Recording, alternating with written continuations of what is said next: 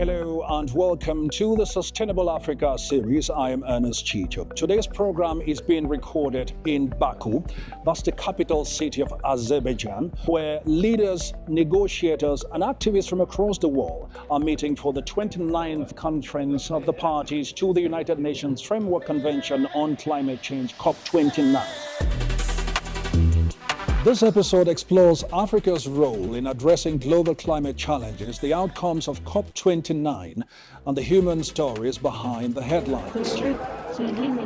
Africa is home to 17% of the world's population. It accounts for less than 4% of global emissions, yet the cost of climate disasters to African economies is between $290 billion and $440 billion a year. In recent years, a series of cyclones have devastated several African countries. Nations like Malawi, Mozambique, Mauritius, and Madagascar have been amongst the hardest hit, suffering tragic loss of lives and significant economic damage. These disasters, along with drought and resource scarcity, are forcing vulnerable communities to make some of the most heartbreaking decisions imaginable. With a prolonged drought that has been in Kajiado County and most parts of the country, but just to be specific with Kajiado because that is where I am and that is where I know. Now, because you have no choice as a parent, you are forced by circumstances to give out your girl in exchange of the grass. And the procedure before you give out your girl in my community, the Maasai community, a girl is only fit for marriage after you have undergone female genital mutilation, just to show that now she's a woman. So you can imagine a woman at 13 years old. And that is how the trade of girls for grass has been happening and is still happening. Now let's pause for a moment. Imagine yourself in the position of that young teenage girl who is exchanged for grass to feed cattle. In fact, she is mutilated and married off to someone old enough to be her father and grandfather.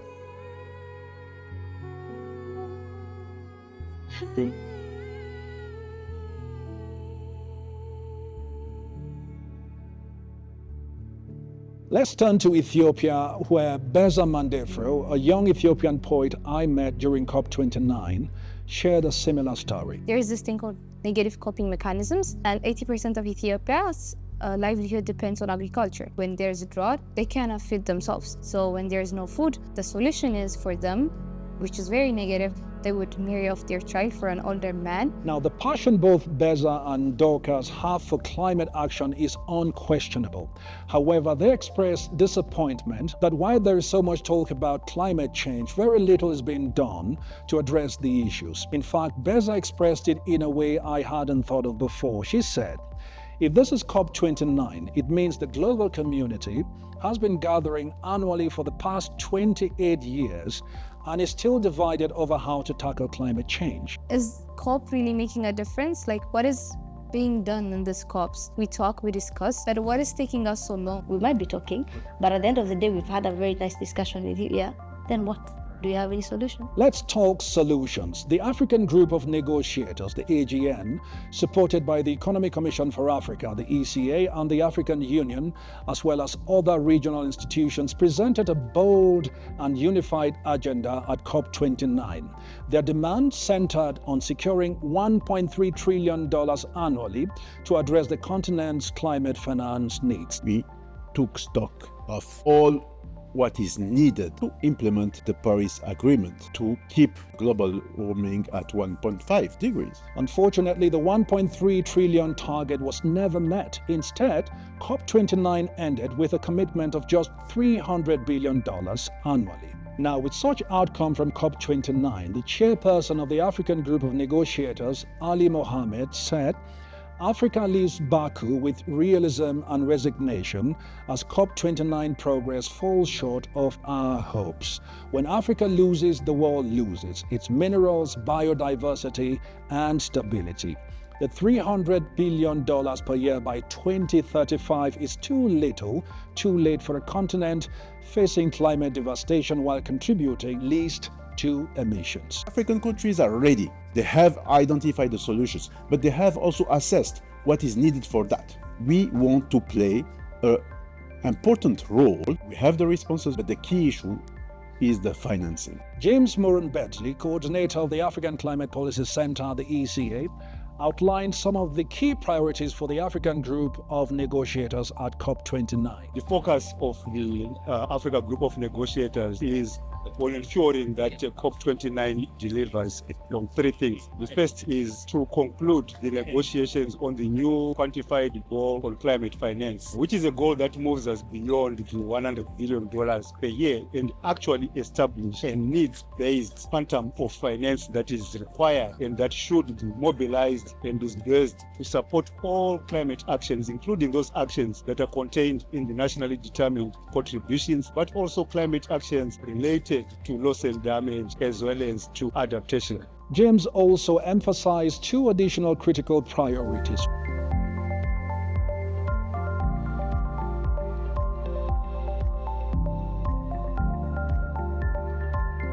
Another significant disappointment from COP29 was the lack of sufficient support for the Adaptation Fund, which plays a critical role in financing climate projects for vulnerable regions across the world. Despite a lot of pledges to the tune of $500 million, which has not been met, at this COP, the Adaptation Fund had a target to raise at least $300 million.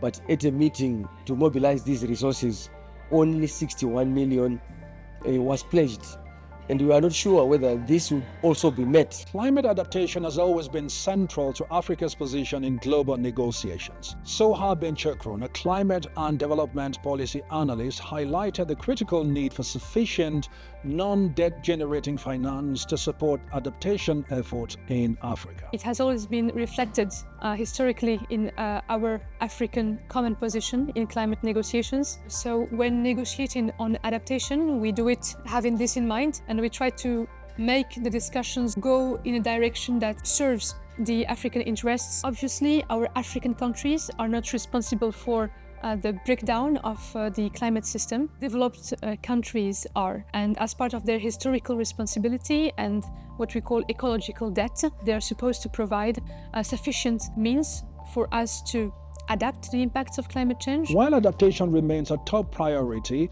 mitigation strategies are equally crucial for Africa's climate response. Veronica Jakarazi, the African Group lead negotiator for mitigation, stressed the importance of building domestic capacity to ensure African nations can design, implement, and own climate solutions. Countries have developed ambitious, nationally determined contributions, but you also realize that it was a lot of external support in terms of the technical formulation of the indices. So it is very important to start creating domestic and national capacities of our own experts to be able to develop the nationally determined contributions. It helps us even in terms of implementation. So we plan for things that are within our control, and we also tend to understand the steps and the measures that are required for implementation. She also underscored the need for effective regional collaboration, particularly through initiatives like the African Continental Free Trade Area, which opens up opportunities for emissions reduction and economic growth. Now, as Veronica highlights the need for strong domestic capacities and regional integration to drive Africa's mitigation effort, collaboration at the institutional level becomes equally vital. The African Union, ECA, African Development Bank, and independent agency have come together and are working together to make sure we define a process and set standards that works for the continent and that make sure we get good pricing for our carbon. We have to develop institutional capacity, and the work that ECA is already doing with regional registries, I think will be something useful as we roll out the gold standard that NEPAD is designing and the action plan for the continent. As Africa seeks to leverage carbon markets for sustainable development, Article 6 of the Paris Agreement plays an important role in shaping how these markets function. It presents an opportunity for countries to reduce their emissions and attain their NDCs, at the same time advancing sustainable development. Article 6 requires a lot of capacity building to enable governments to have the right legal frameworks, institutional arrangements, and governance arrangements that will ensure that we have the technical capabilities to engage effectively at the global level. As discussions unfold on adaptation, mitigation, and finance, Clave Gatete, Executive Secretary of the Economic Commission for Africa, provided some perspectives on Africa's challenges and the urgent need for global commitments to translate into tangible action. The cost of inaction is getting the situation even worse. If we don't act now, the situation will be worse. African countries do not have now sufficient access to concessional resources. Secondly, we're heavily indebted. Thirdly, we have climate challenges. Right now, there are about 4 countries which have defaulted on debt.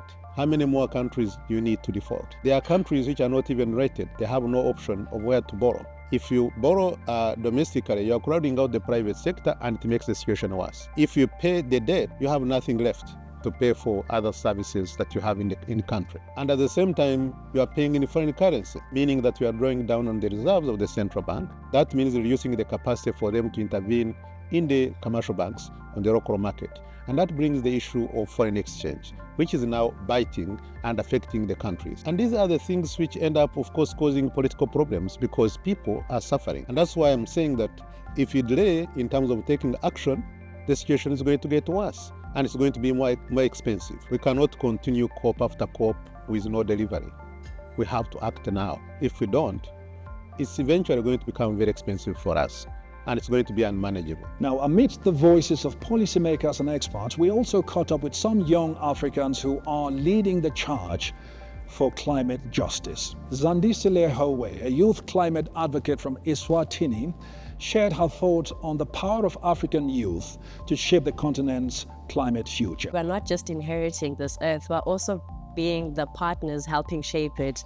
I had mentioned initiatives that young people are leading in the climate space, such as the young people of Ethiopia who are doing urban tree planting, which is something that is contributing to the nationally determined contributions in Ethiopia, as well as back in my country in Eswatini. I am a member of the Eswatini Climate Change Youth Parliament, and we actively participate in policies that are being made. So this is very important that these policies reflect the ambitions and the inspirations of the young people who are going to be living through the climate crisis. So through this, we really are actively shaping the world as we see it today. Tariro Buri, another inspiring young leader, talked about the importance of inclusivity and grassroots mobilization in advancing climate action. I have seen young people in Zimbabwe who are installing solar units.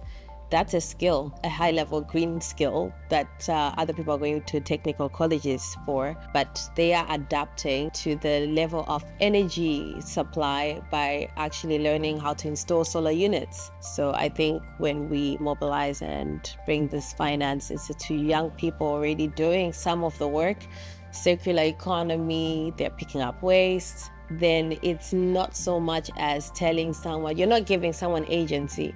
Agency is the most important thing, but you're just putting more fire and steam to what they're doing. As we reflect on the outcomes of COP29, it is evident that Africa's role in addressing global climate challenges remains vital. The voices we've heard today from leaders, experts, and young changemakers underscore the urgent need to turn commitments into action. Well, that brings us to the end of our program today. I thank you for watching. My name is Ernest Chicho, wishing you God's blessings in abundance. Goodbye.